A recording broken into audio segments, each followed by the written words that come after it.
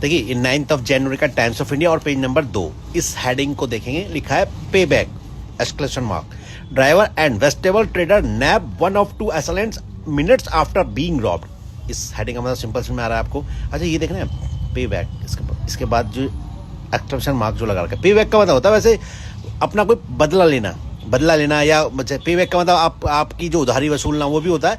लेकिन यहाँ जो एक क्या घटना है पहले देख लो। ड्राइवर और एक सब्जी विक्रेता ने नैब माने धर दबोचा दो में से एक हमलावर को, एसलैंड माने होता है हमलावर, दो हमलावर होंगे उसमें से एक को धर दबोचा किसने, एक सब्जी वाले और ड्राइवर ने मिलकर। नैब माने धर दबोचना। मिनट्स आफ्टर माने कुछ ही मिनट बाद, बीइंग रॉब्ड माने लुटने के कुछ ही मिनट बाद एक सब्जी वाले ने और एक ड्राइवर ने मिलकर दो में से एक हमलावर को दबोच लिया। अब आप समझिए तो इसी के लिए लिखा पे बैक का मतलब ऐसे कहते हैं कि ऐसे तो इडियोमेटिक एक्सप्रेशन में भी यूज करते हैं पे बैक, जैसे पे बैक टाइम, बदला लेने का समय, या गेट योर पे बैक, या अपना हक लो या अपना बदला लो। यहाँ पे बैक का मतलब बदला समझो कि बदला ले लिया भाई, सब्जी वाले ने और ड्राइवर ने मिलकर उन दो हमलावरों से मैं एक को पकड़ के बदला ले लिया और खूब पीटा और अपना सामान वापस ले लिया।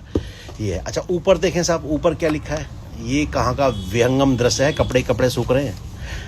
ये क्या लिखा है, where rules are hung out to dry. ओ भाई कभी कभी ईडियम के साथ ही कहीं ना कहीं फिट बैठता है।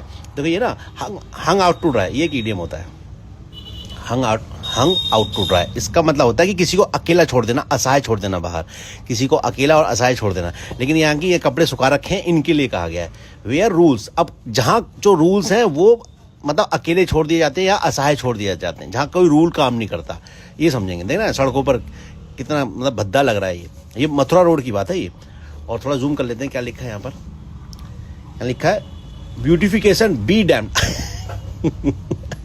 यार ये जो वर्ड देख रहे हैं आप, ये फ्रेज है बी डैम, ये बड़ा गुस्से में बोला जाता है। जैसे हम बोलते हैं ना, अरे घंटा फर्क पड़ता है, सॉरी वो कहते हैं वही है, मतलब एक थोड़ा गुस्से में, कोई फर्क नहीं पड़ता, कहते हैं सुंदरता, अजी सुंदरता जाए पहाड़ में ऐसा समझेंगे। ब्यूटिफिकेशन है ना, अरे बी डैम, अरे हटाओ उसे कौन, बांध दो उसे, डैम का मतलब बांध दोगे, सुंदरता वंदरता कुछ नहीं है, ये तो हम कपड़े सुखाएंगे भैया ऐसे सड़कों पे, हाँ ये क्या सुंदरता है। तो ब्यूटिफिकेशन बी डैम।